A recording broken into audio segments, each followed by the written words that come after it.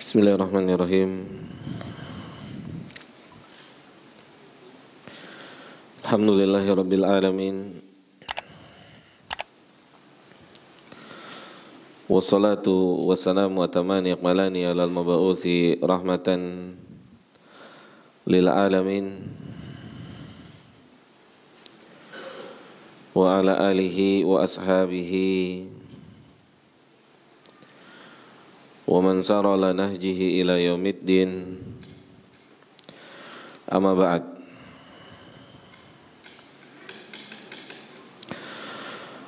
Uhayyikum bitahiyatil Islam.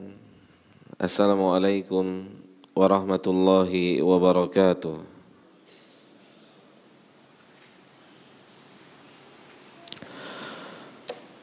Alhamdulillah, jamaah yang dimuliakan oleh Allah Subhanahu wa taala, kita bersyukur kepada Allah Subhanahu wa taala atas kenikmatan yang telah Allah berikan kepada kita, dan diantaranya adalah nikmat belajar ilmu agama.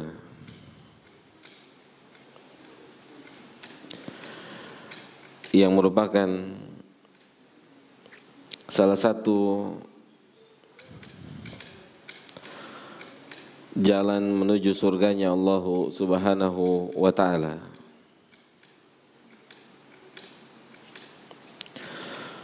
Oleh karena itu sangat layak dan patut kita mengungkapkan rasa syukur kita kepada Allah Subhanahu wa ta'ala atas nikmat besar ini.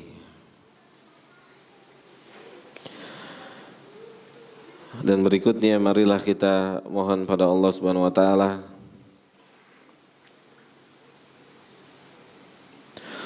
semoga Allah membimbing kita di dalam majelis ini untuk bisa menjalankan dan melewati majelis ini dengan sebaik-baiknya.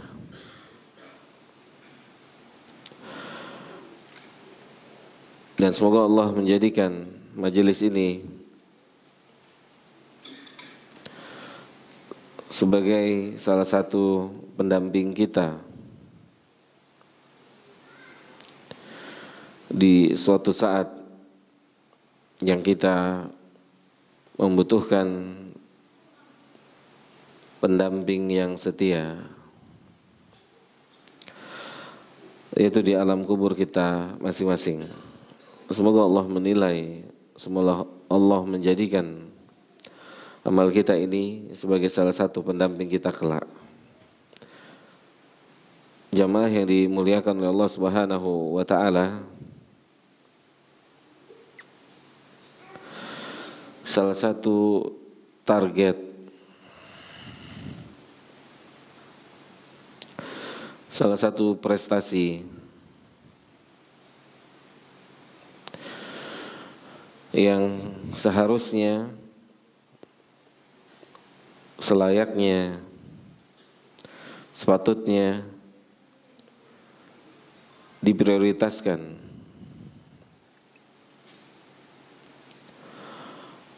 oleh kita,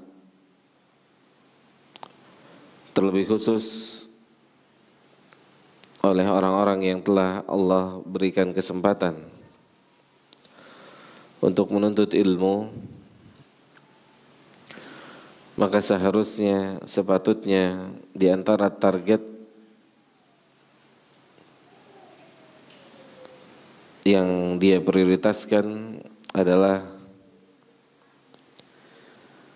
memiliki rasa malu kepada Allah Subhanahu wa ta'ala.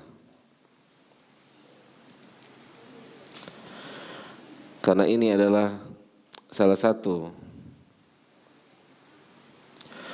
sifat di antara sifat para nabi alaihimussalatu wassalam.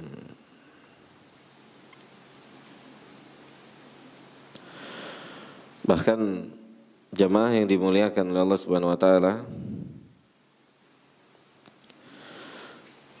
Nabi kita pun pernah bersabda dalam salah satu hadisnya,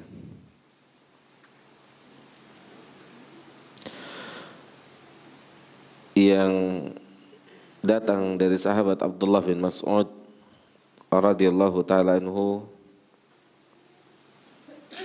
yang dikatakan oleh Syekh Al-Albani hadis ini adalah hadis hasan. Beliau mengatakan, istahyu minallahi haqqal haya. Salah satu perintah dari Nabi kita Muhammad sallallahu alaihi wasallam, perintah beliau salah satunya adalah wajib untuk kita benar-benar memiliki rasa malu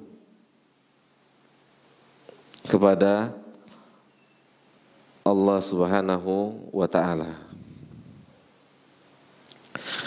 Wajib untuk kita mempelajari, mendalami dan mengupayakan bagaimana kita bisa punya rasa malu kepada Allah Subhanahu wa taala.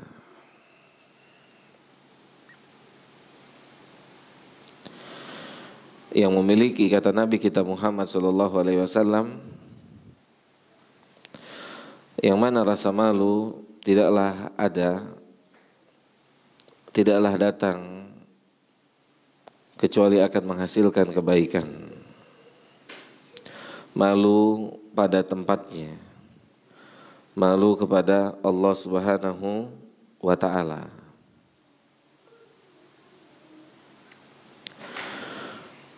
Nabi mengatakan, istahyu minallahi haqqal haya.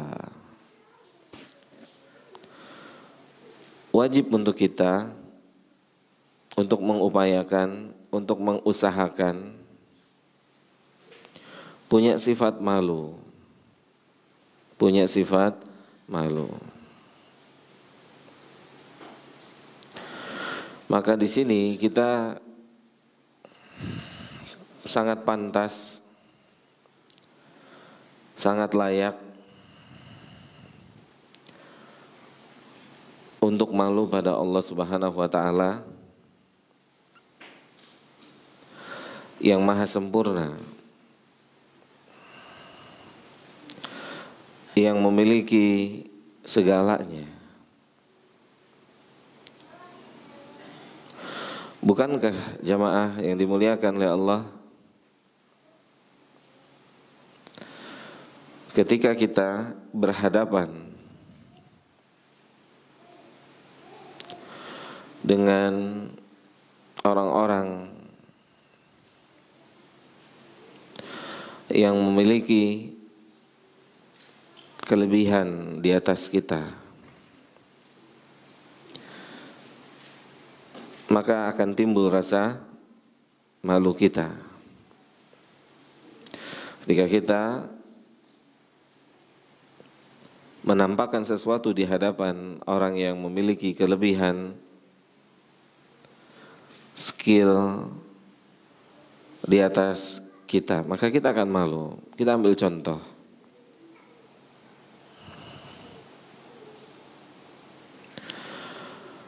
Maka malu rasanya jika kita mengolah si kulit bundar.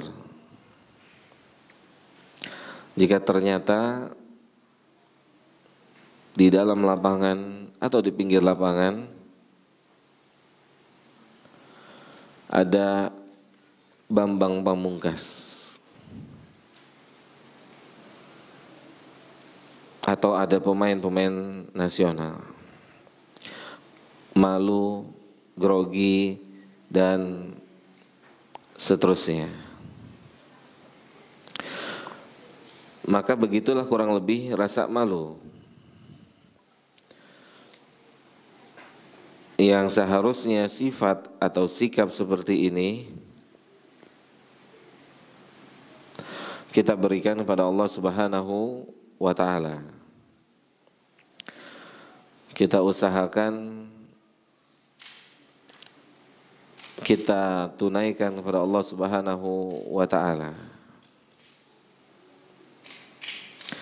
Sebagai contoh, jamaah yang dimuliakan oleh Allah Subhanahu wa ta'ala,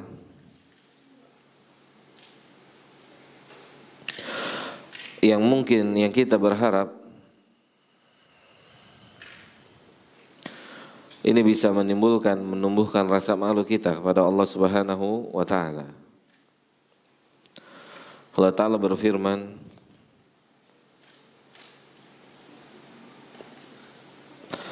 dalam surah An-Nahl di ayat yang ke-53.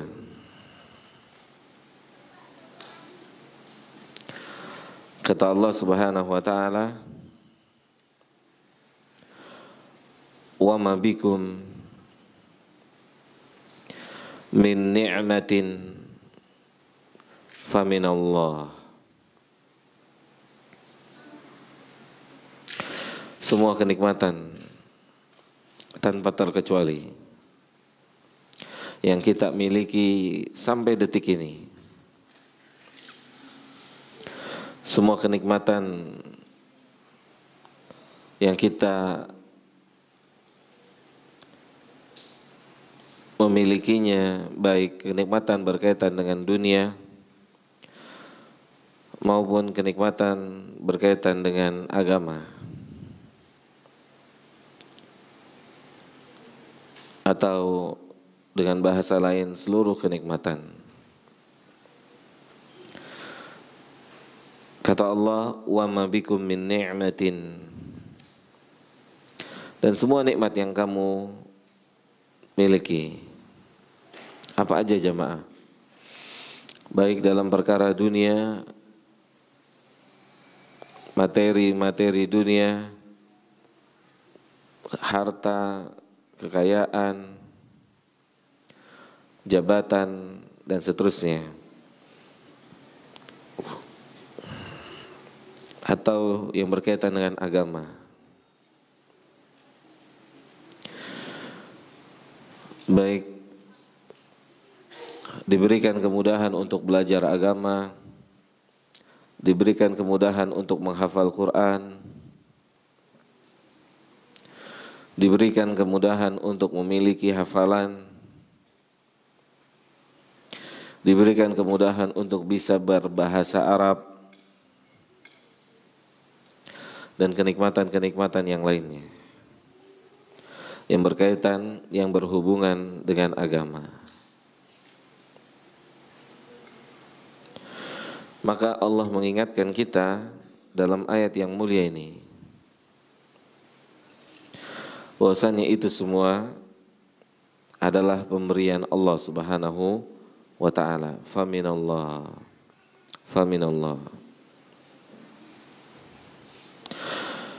Maka malu rasanya jika kita menisbatkan seluruh nikmat itu kepada diri kita pribadi, yang padahal Allah mengatakan, "Wa ma bikum min ni'matin faminallah." Dan seluruh nikmat yang kamu miliki adalah dari Allah Subhanahu wa ta'ala. Ini salah satu etika, ini salah satu adab kita kepada pemberi nikmat, itu memulangkan nikmat itu kepada pemberinya. Kita ambil contoh dalam kisah yang nyata,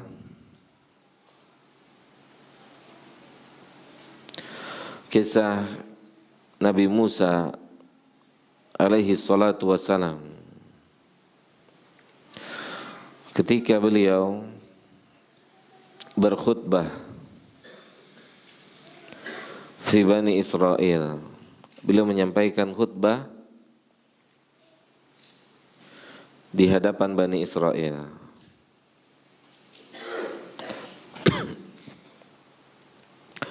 Faqila lahu, kemudian salah seorang dari Bani Israel berkata kepada Musa alaihi salatu wassalam, ya, kita tidak meragukan tentang kesolehannya, tentang ilmunya dan kelebihan-kelebihan lainnya dibanding kita semua manusia biasa. Kita enggak ragu itu. Maka dikatakan kepada Musa, atau salah seorang bertanya pada Musa, ayun nasi a'lam. Wahai Musa, ketika orang takjub, terpesona dengan kepintarannya, dengan kecerdasannya, maka manusia bertanya pada Musa, wahai Musa, ada enggak orang yang lebih pintar dari Anda? Atau siapakah manusia yang paling pintar? Siapakah manusia yang paling punya ilmu?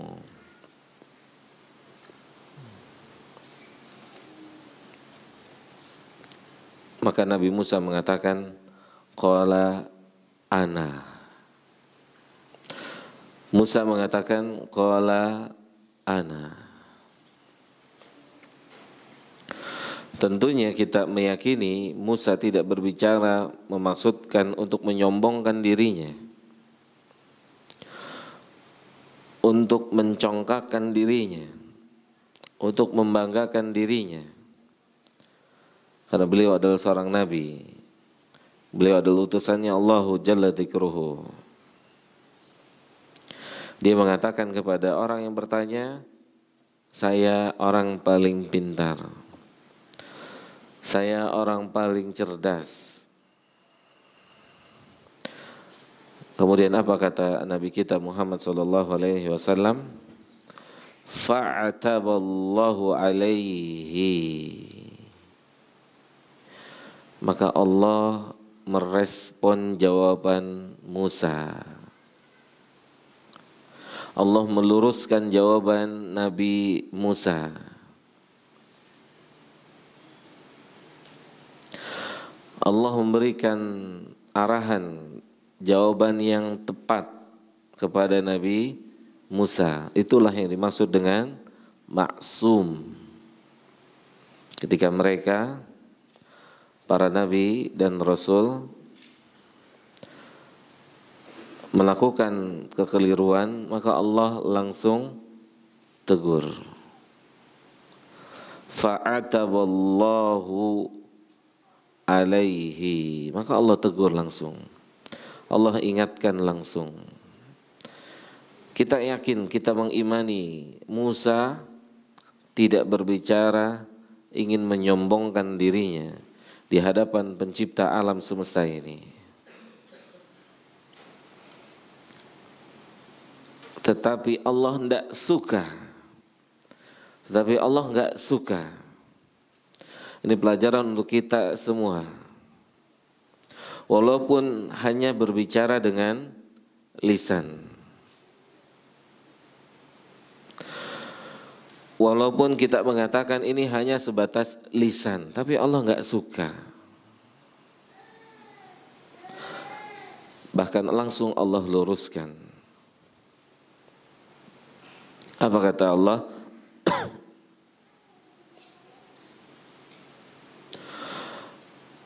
Kata Nabi kita, fa'ataballahu alaihi id lam yaruddal ilma ilaihi. Allah luruskan jawaban Nabi Musa saat Nabi Musa tidak menyandarkan ilmu yang dia punya kepada siapa? Allah. Ini level Nabi jemaah. Ini level Nabi. Enggak pantas kita bilang, kok Anda, bagaimana caranya Anda bisa punya kehebatan sampai hari ini? Nggak layak kita bilang inilah hasil perjuangan saya, inilah hasil perjuangan kita. Siang, pagi, siang, malam. Kok Anda bisa punya kekayaan sehebat ini? Ya inilah hasil perjuangan saya.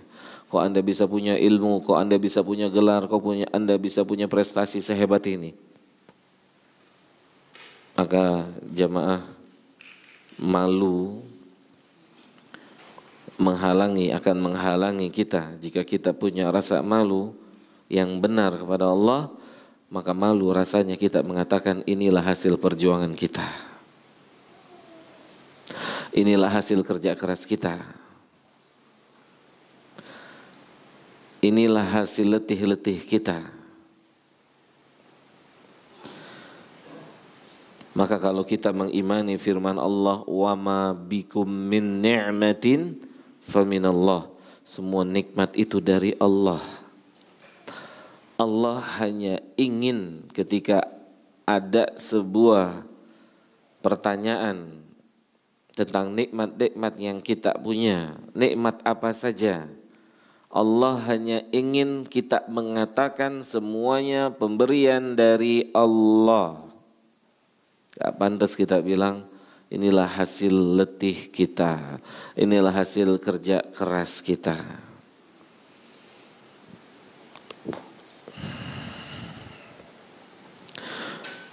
Maka Allah Subhanahu wa ta'ala meluruskan jawaban Nabi Musa. Kita mengimani jamaah, Nabi Musa tidak memaksudkan menyombongkan dirinya. Nabi Musa hanya ingin memberikan tahu, memberikan informasi, tapi Allah nggak suka seperti itu. Tapi Allah nggak mau.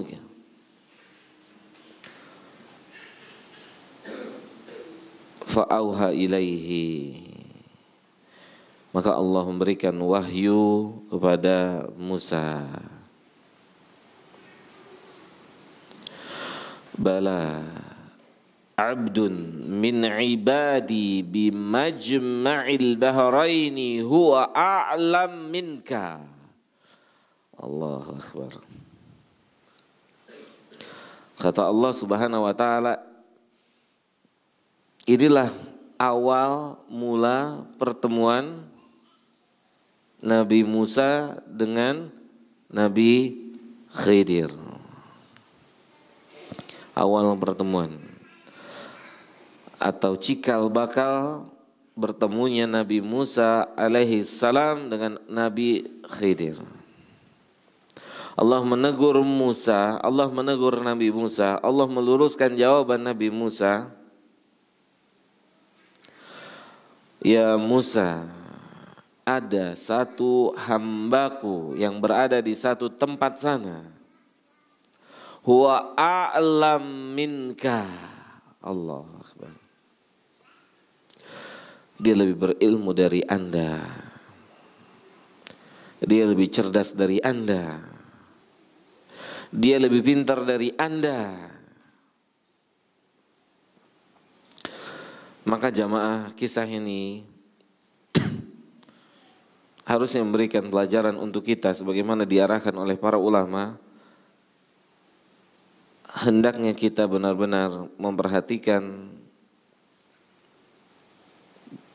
lisan kita dan di antara yang dapat mendorong untuk kita berhati-hati berbicara, terlebih lagi dalam penisbatan nikmat, adalah rasa malu kepada Allah. Maka Allah mengatakan, ya Musa, ada hambaku di negeri sana, di tempat sana, dia lebih berilmu dari Anda. Dia lebih pintar dari Anda, dia lebih cerdas dari Anda.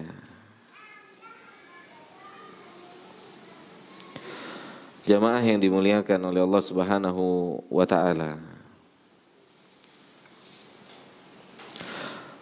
Dan salah satu bukti kalau Nabi Musa tidak maksud sombong dengan ucapannya, bagaimana reaksi Nabi Musa saat ditegur oleh Allah? Apakah Musa melakukan pembenaran membantah? Wallahi la. Nabi Musa mengatakan, "Ai Rabbi, wahai Rabbku, wahai Rabbku, kaifa sabilu ilaihi." Allahu Akbar. Wahai Rabbku, bagaimana caranya saya bisa ketemu dengan orang tersebut untuk belajar? Allahu Akbar. Bagaimana caranya saya bisa ketemu dengan dia? Mungkin sebagian kita berat untuk menerima kenyataan seperti ini, tapi tidak dengan Nabi Musa. Nabi Musa, mental beliau setelah Allah luruskan, ya Allah, berikan saya informasi, berikan pengetahuan, bagaimana saya bisa ketemu dengan dia, di mana tempatnya, bagaimana caranya, apa persyaratannya agar saya bisa mengambil ilmu dari dia. Ini menunjukkan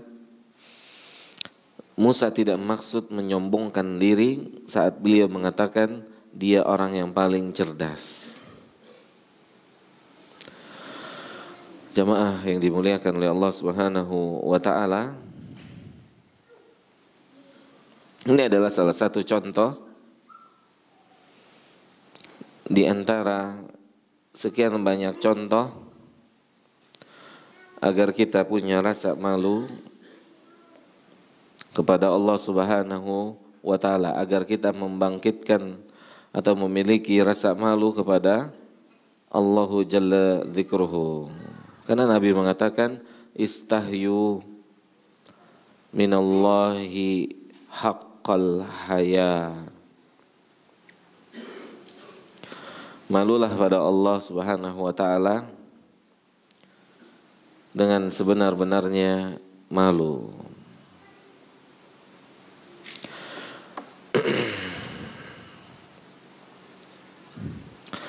Qulna, ya Rasulullah, inna lanastahyi walhamdulillah. Kemudian para sahabat radhiyallahu taala anhum yang mendengar ucapan ini dari Nabi kita sallallahu alaihi wasallam, mereka menjawab, ya Rasulullah, kita telah memiliki rasa malu. Dan alhamdulillah segala puji milik Allah Subhanahu wa taala. Sahabat mengira, sahabat menduga mereka telah memiliki rasa malu. Disinilah dapat kita ambil satu pelajaran. Sebuah amal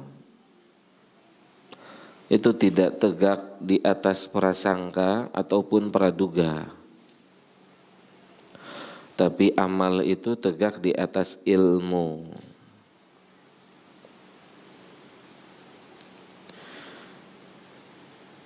Amal itu dinilai atau barometernya adalah ilmu, bukan diri kita masing-masing. Kalau kita ditanya, Mas, Anda sudah sholat? Mungkin kita akan bilang, sudah. Tapi bisa jadi sholat kita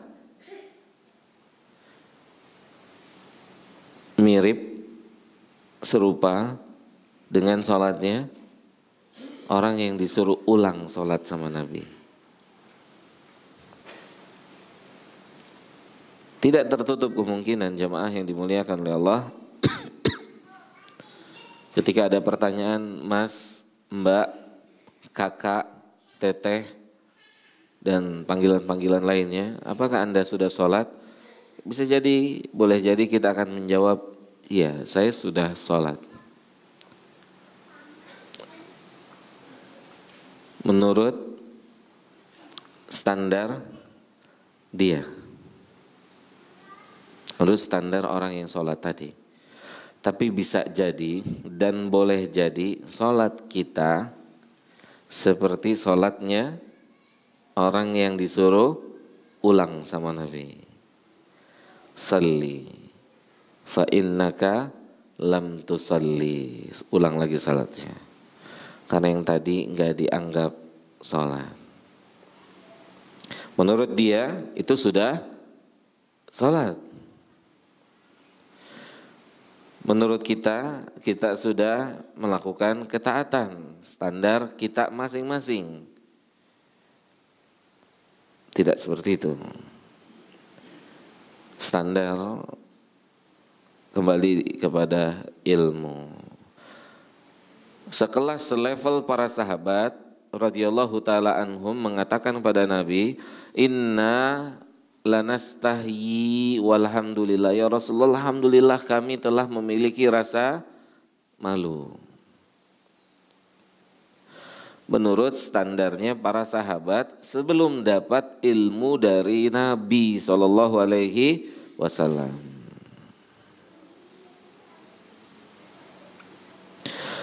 Bagaimana reaksi orang yang sholat tadi ketika Nabi mengatakan sholat lagi, sholat tadi tidak diterima. Dia sholat lagi. Dia datang lagi temui Nabi.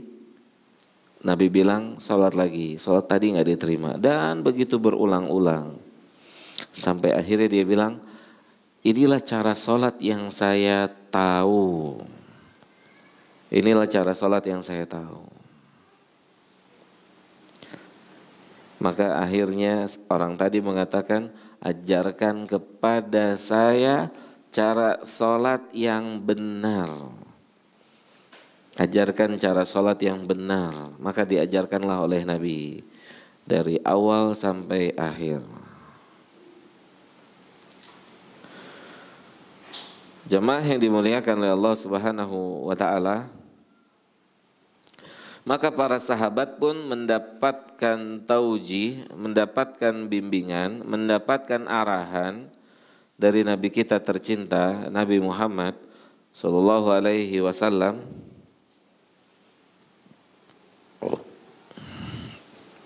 Kata beliau, qala laisa dzak, laisa dzak.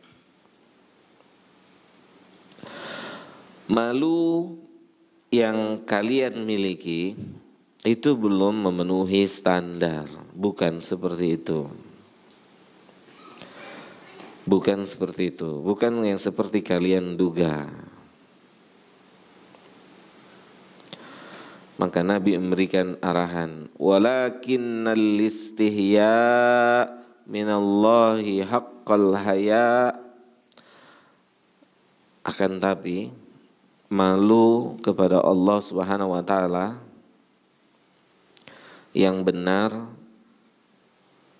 menurut standarnya Nabi sallallahu alaihi wasallam, yaitu antahfadhar ra'sa wa ma wa'a.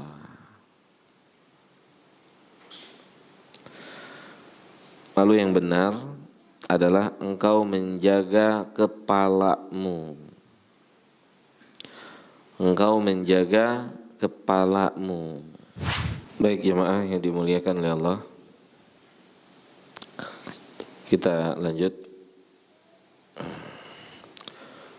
dengan arahan Nabi kita Muhammad SAW kepada para sahabat.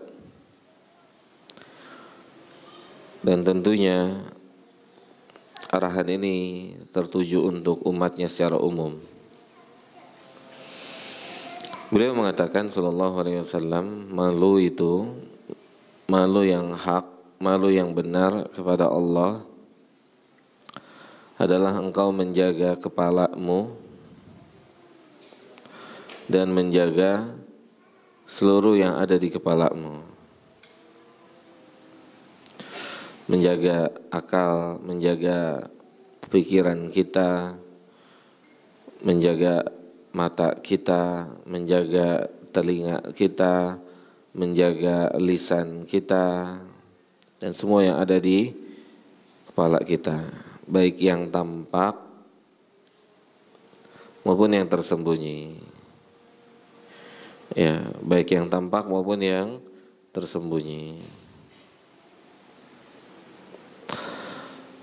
Menjaga pandangan, bagaimana tidak melihat pada sesuatu hal yang diharamkan. Menjaga telinga, tidak digunakan untuk mendengarkan sesuatu yang diharamkan, dan seterusnya, dan seterusnya, dan seterusnya. Kemudian juga bagaimana kita bisa husnuzon kepada Allah, bagaimana kita tidak seuzon kepada Allah, bagaimana kita berprasangka baik kepada Allah Subhanahu wa ta'ala, dan seterusnya. Itu yang pertama kata Nabi SAW, hendaknya kita menjaga kepala kita dan seluruh yang ada di kepala kita, baik yang tampak maupun yang tidak tampak, yang tampak maupun yang tidak tampak. Memulangkan seluruh nikmat kepada Allah Jalla Jalaluh, meyakininya semua nikmat adalah dari Allah, bukan karena upayanya, bukan karena kerja kerasnya, bukan karena usahanya, tapi karena diberikan kemudahan oleh Allah Subhanahu wa ta'ala.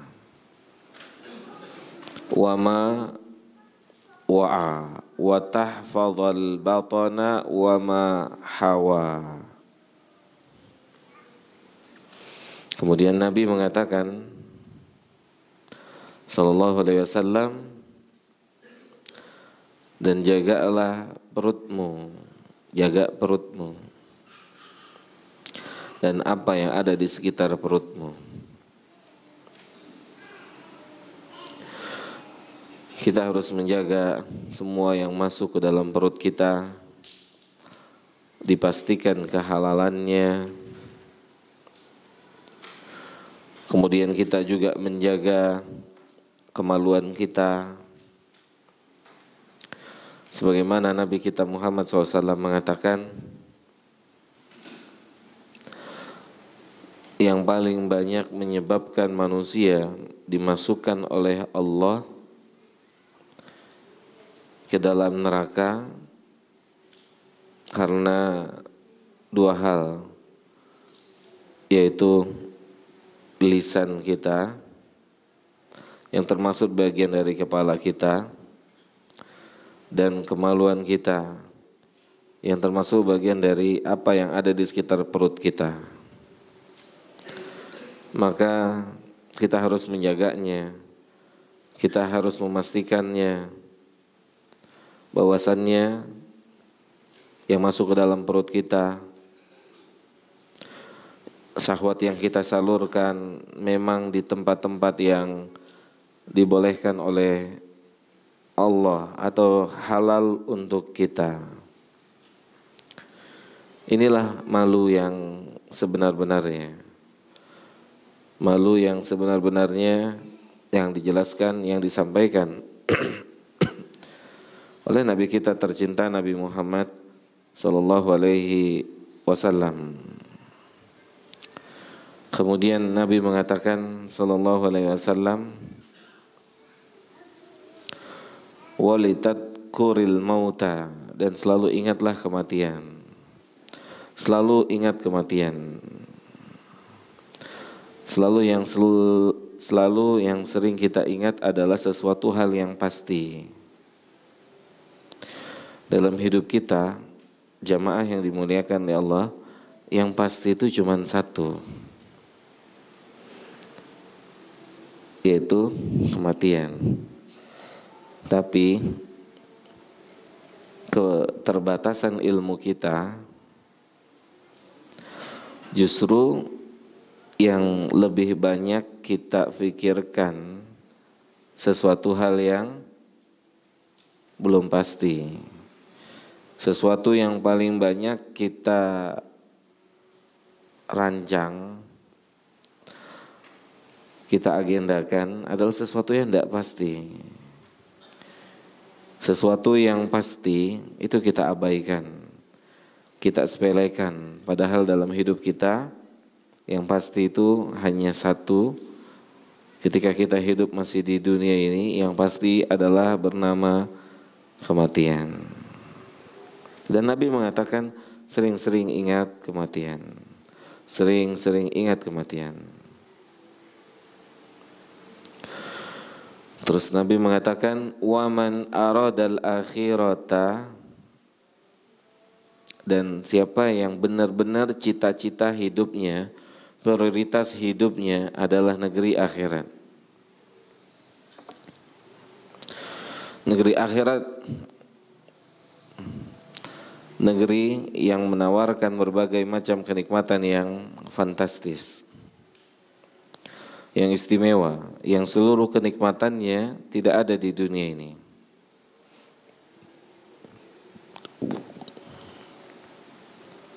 Kata Nabi, waman aradal akhirata, siapa yang memang cita-citanya untuk akhirat.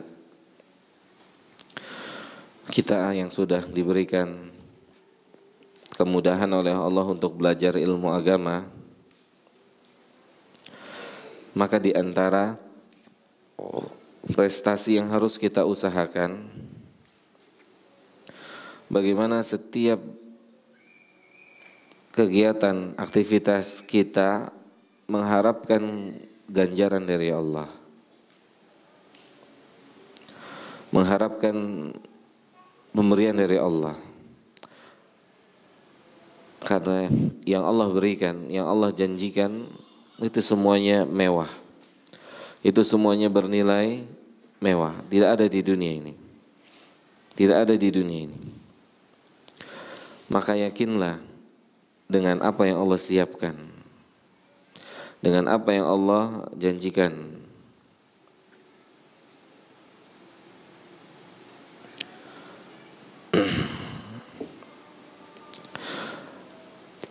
Apa kata Allah atau kata Nabi kita SAW?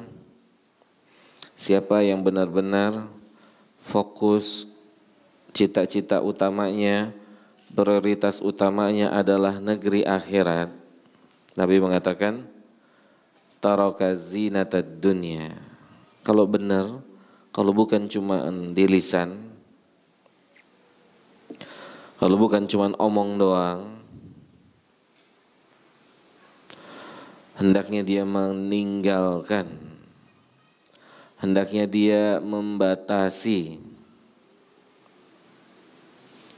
hidupnya dengan perhiasan-perhiasan dunia, dengan kemewahan-kemewahan dunia. Karena itu akan menimbulkan kecintaan seseorang. Hal ini, sabda Nabi ini sejalan, semakna dengan firman Allah dalam surat Al-Qasas di ayat ke-83.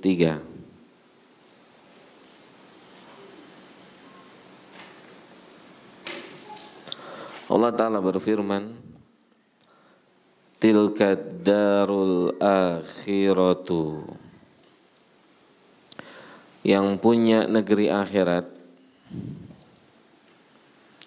yang punya kenikmatan-kenikmatan surga, mengatakan tilka darul akhirah, kenikmatan surga, kemewahan surga, naj'aluha lilladina la yuriduna uluwan fil ardi wala fasada, yaitu kami siapkan, kami sediakan buat orang-orang yang tidak punya ambisi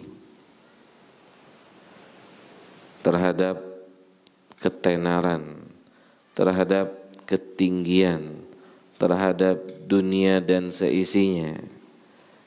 Dia nggak punya ambisi.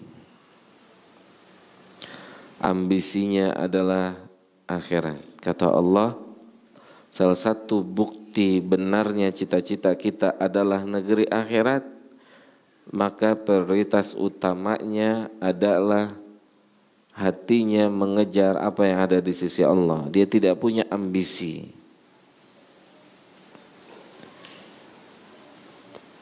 Kalau orang punya ambisi, pagi, siang, sore, malam, pagi, siang, sore, malam, dia akan sibuk dengan dunia dan seisinya. Wala fasada, dan negeri akhirat Allah siapkan untuk orang-orang yang tidak buat kerusakan di bumi ini, tidak berbuat kesyirikan, tidak berbuat bid'ah, tidak berbuat kemaksiatan, dan seterusnya.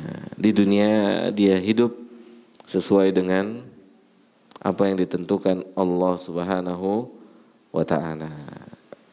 Jemaah, sebagai penutup dari hadis ini, Nabi mengatakan, faman fa'ala dalika, siapa yang mengamalkan apa yang disabdakan oleh Nabi itu, faqad istahya, yakni minallahi haqqal haya. Maka kalau kita punya pola hidup kayak gini, maka kita telah menyandang predikat orang yang malu kepada Allah. Malu pada Allah. Tapi kalau kita belum memiliki pola yang disampaikan oleh Nabi, walaupun kita bilang kita malu, maka malu kita belum sesuai dengan standar. Semoga Allah berikan taufik untuk kita semua. Kita cukupkan kajian kita di malam hari ini. Semoga ada manfaatnya untuk saya dan untuk kita semua. Kurang lebihnya mohon maaf. Semoga Allah Subhanahu wa ta'ala memberikan kita semua tambahan kenikmatan untuk bisa terus mentaatinya. Semoga Allah berikan kita semua keistiqomahan untuk menjalankan sunnahnya Nabi kita Muhammad SAW. Semoga Allah jauhkan kita semua dari seluruh perbuatan keji dan mungkar. Semoga Allah Jalla Dzikruhu berikan kita kemudahan untuk mengucapkan la ilaha illallah di penghujung usia kita masing-masing. Semoga Allah Jalla Dzikruhu mudahkan untuk kita menjawab pertanyaan mungkar dan nakir. Semoga Allah Jalla Dzikruhu jadikan kubur-kubur kita kelak menjadi taman di antara taman-taman surga. Dan semoga Allah jadikan kita sebagai penghuni surga yang akan memasukinya tanpa azab dan tanpa hisab. Amin ya rabbal alamin. Wa sallallahu ala nabiyyina Muhammadin wa ala alihi wa sahbihi ajmain. Subhanakallahumma bihamdika asyhadu an la ilaha illa anta astaghfiruka wa atubu ilaika. Assalamualaikum warahmatullahi wabarakatuh.